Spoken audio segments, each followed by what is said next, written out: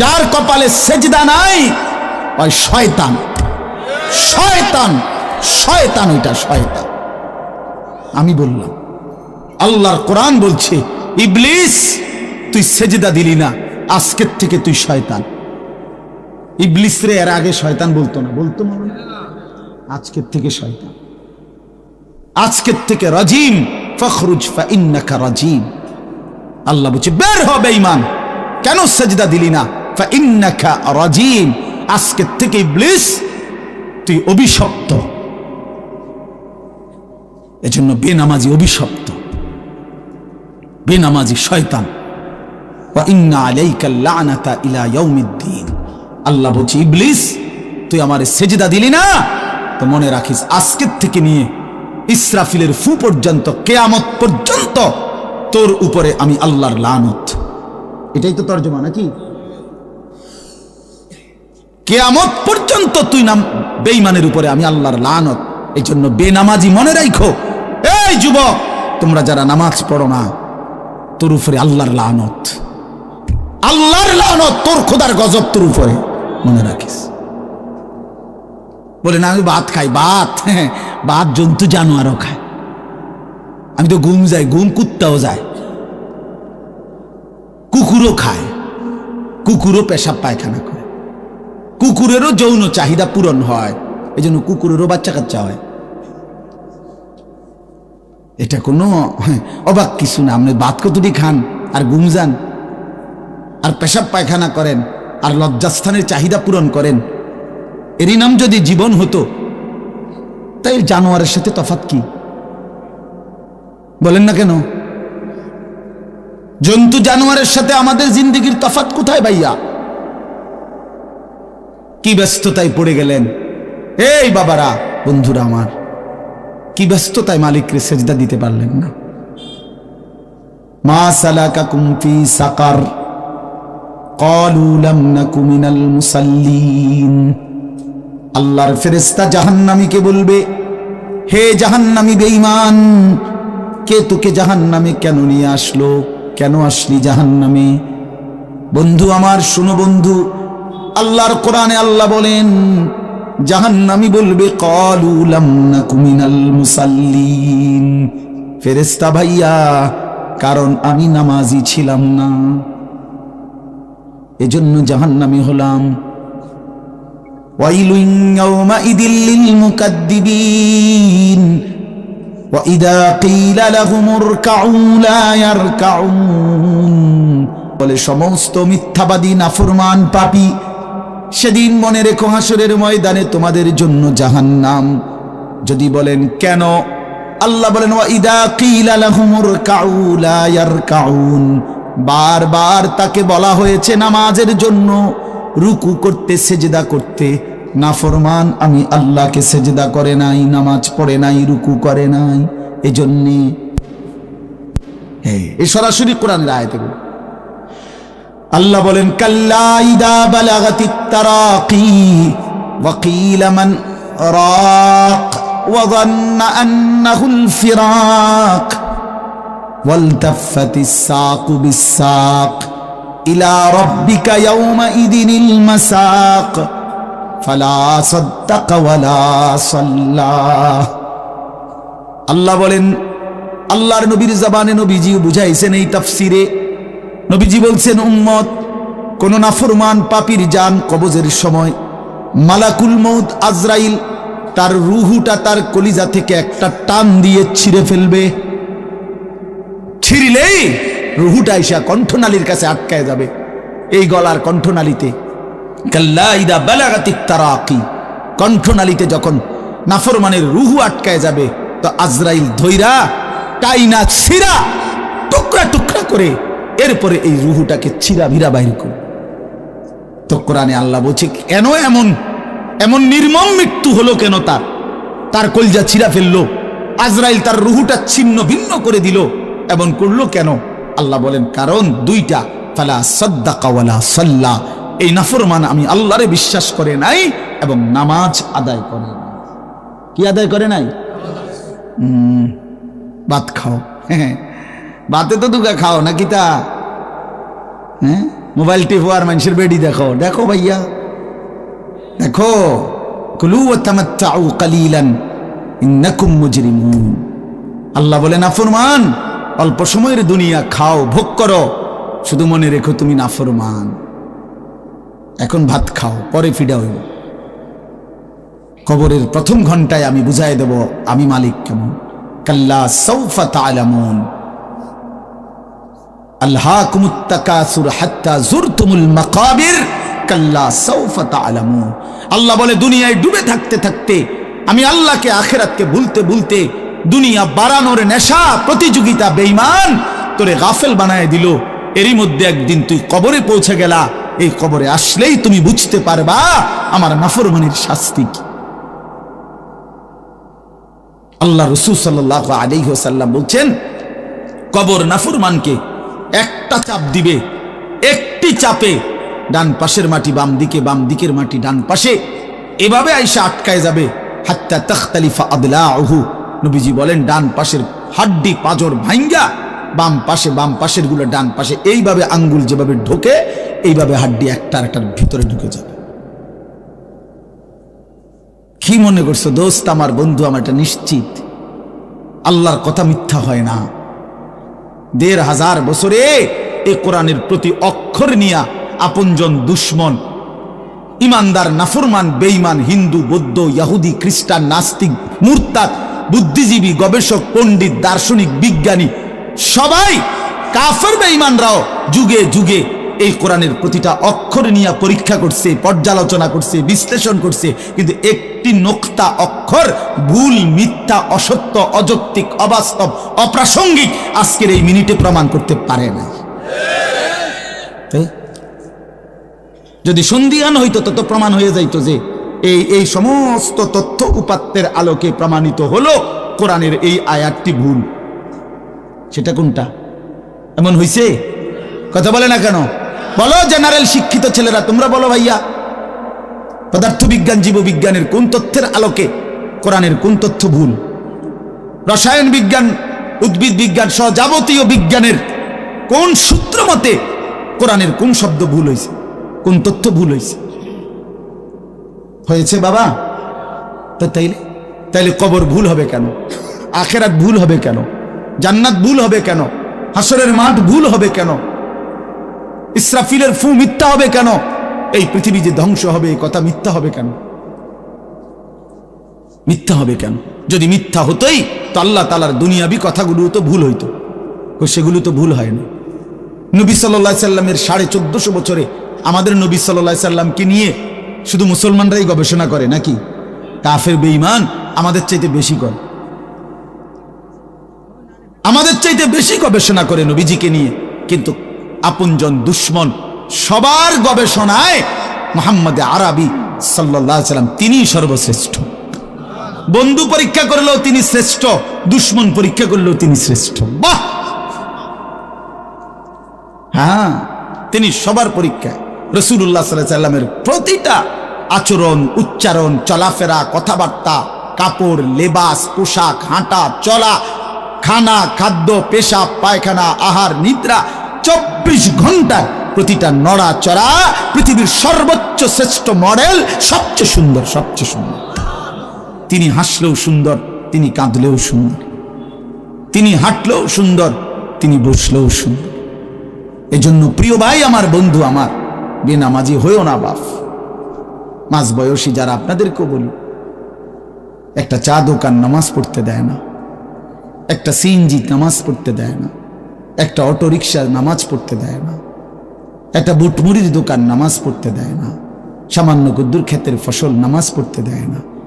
12,000, 14,000, 20,000 টাকার একটা চাকরি, এটা আপনাকে এক ওয়াক্ত নামাজ পড়তে দেয় না। হায় হায় বদনসিব! কয় টাকার বিনিময়ে আল্লাহকে ভুলে গেলে? 20,000 টাকার বিনিময়ে। একটা দোকানে কয় হাজার টাকা বেতন হলো, এই 30,000, 40,000 টাকার বেচা কিনার বিনিময়ে আল্লাহকে ছেড়ে দিলেন। যুবক ভাই, তোমরা এই 12, 14, 20,000 টাকার একটা মোবাইলের কাছে আল্লাহকে ছেড়ে দিলা। মাত্র 20,000 টাকায় তুমি ইমানদার বিক্রি হয়ে গেলা। ছি ছি ছি ছি!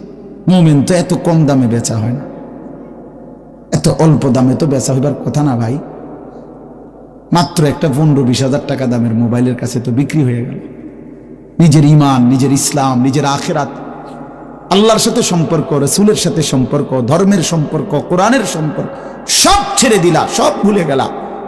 তুমি চেনো না আল্লাহ কি, রসুল কি, আখেরাত কি। তুমি চিনছো শুধু মোবাইল, নারী, ছবি, নর্তকী, জেনা, ব্যভিচার, অসভ্য দৃশ্য, বন্ধুদের আড্ডা। না ভাইয়া, এত কম দামে ইমানদার বিক্রি হয় না, মুমিন এত অল্প দামে বিক্রি হয় না।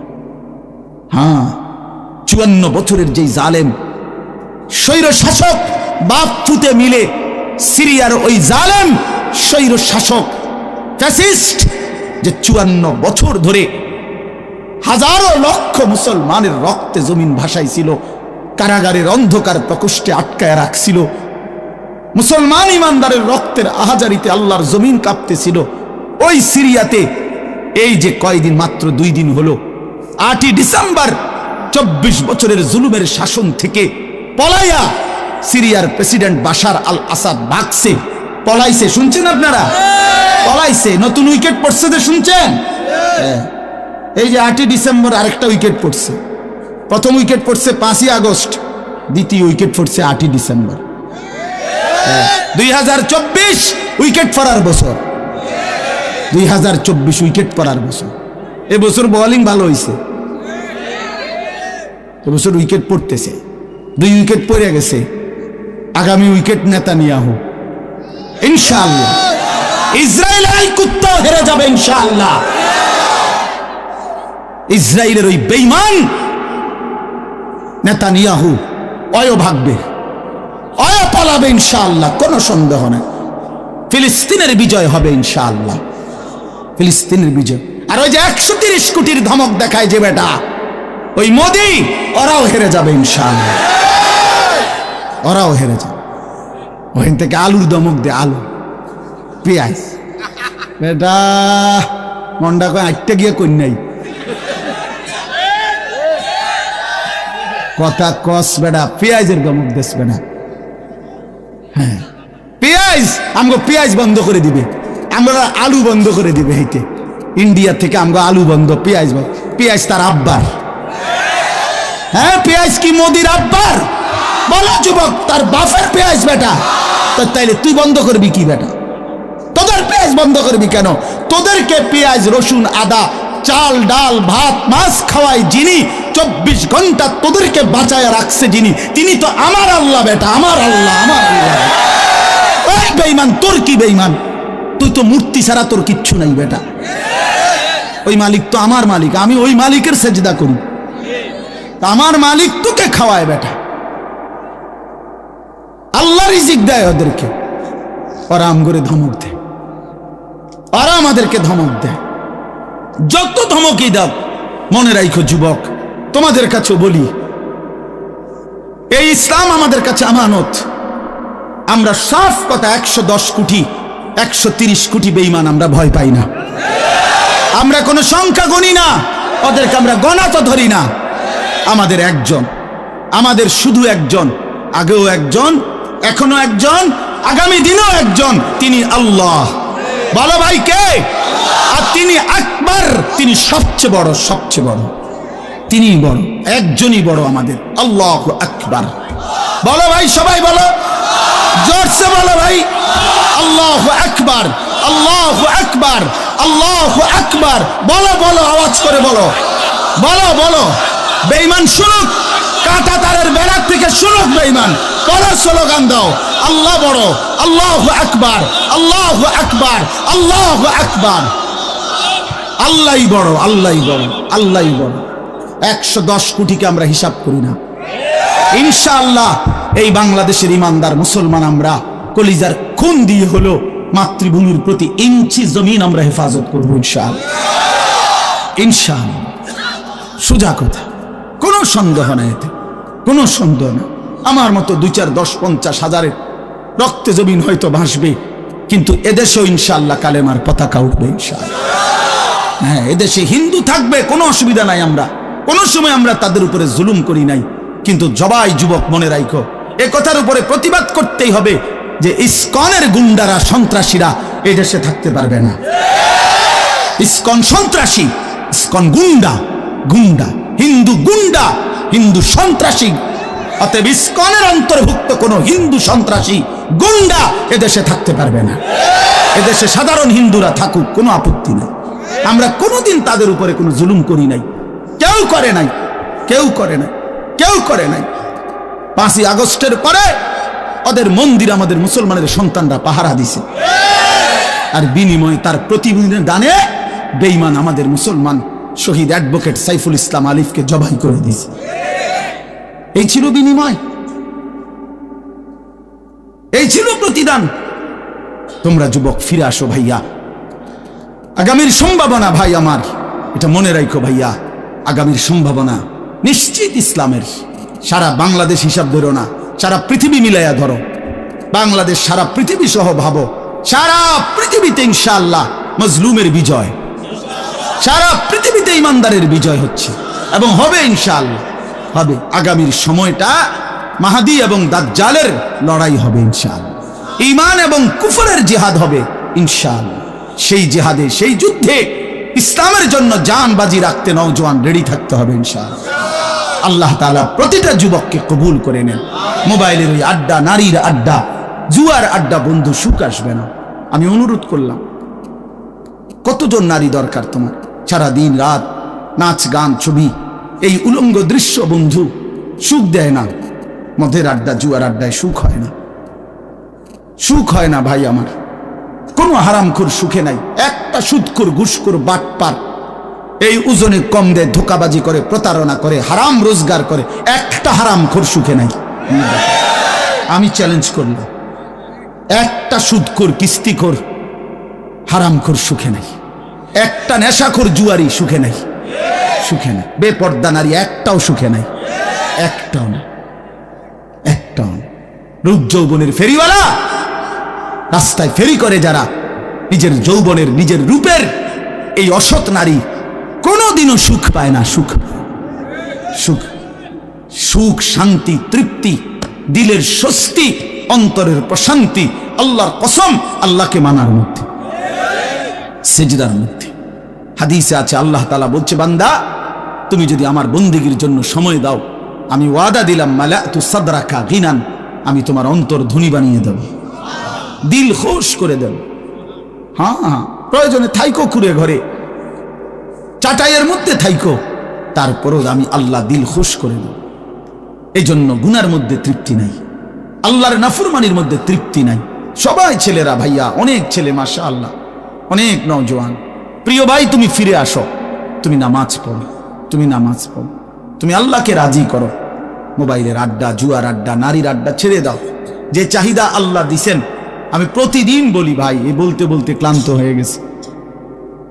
যে চাহিদা আল্লাহ দিছেন, সে চাহিদা পূরণের ব্যবস্থাও আল্লাহ রাখছেন। তৃষ্ণা যিনি দিছেন, পানি তিনিই দিছেন। যিনি ক্ষুধা, খাবারের চাহিদা দিয়েছেন, তিনি হালাল খাবারের ব্যবস্থাও রাখছেন। ঠিক লজ্জাস্থানের যে চাহিদা, এটা আল্লাহ তাআলাই দিয়েছেন, সেটা পূরণের জন্য হালাল স্ত্রী আল্লাহই ব্যবস্থা রাখছেন। তুমি ওয়েট করো, অপেক্ষা করো, কুত্তার মতো হইও না। সারাদিন বেডি, নারী, ছবি, না, এটা জানোয়ারের স্বভাব। মাথালুহু কামাথালিল কালব ইন তাহমিল আলাইহি ইয়ালহাস আও তাতরুকহু ইয়ালহাস। আল্লাহ বলছেন নাফরমান কুত্তার মতো। সরাসরি কোরআন শরীফের আয়াত। রাগ করার সিস্টেম, রাগ করে যাবেন কার লগে রাগ করবেন? হ্যাঁ, হুজুর এত বড় কথা না, হুজুর এত বড় কথা কইছে না, আল্লাহ বলছে, সহ্য হয়নি আপনার? কার লগে রাগ করবেন আপনি? আল্লাহ বলছে ফামাসালুহু কামাসালিল কালব, নাফরমান কুত্তার মতো। কালব অর্থ কি? কুকুর। ইন তাহমিল আলাইহি ইয়ালহাস আও তাতরুকহু ইয়ালহাস, মানে কি? আল্লাহ বলছে তার উপরে যদি বোঝা চাপায় দেয়, তাইলেও সে জিহ্বা বাইর করে দেয়, আর যদি বোঝা সরায় দেয়, তারপরও জিহ্বা বাইর করে দেয়। লুভিয়ে থাকে, জিহ্বা বাইর করে থাকে। তার মানে তার তামাম দুনিয়া দিল, সে আরো দুনিয়া চায়, আবার না দিল এই আফসুসে করে। তো তৃপ্তি হলো কই? তৃপ্তি হলো কই? দুনিয়া তৃপ্ত করে না, দুনিয়ায় তৃপ্তি মিলে না বন্ধু। এটা তৃপ্তের জায়গা নয়, এটা তৃপ্ত হওয়ার জায়গা নয় বন্ধু। আল্লাহ তাআলা কোরআনে ওয়াদা দিছে, বান্দা জান্নাতে আইসো, তোমার আমি তৃপ্ত করে দেব, সুখে ভরে দেব। মা তাশতাহি আনফুসুকুম, যা দিল চাইবে বান্দা আমি সব দেব।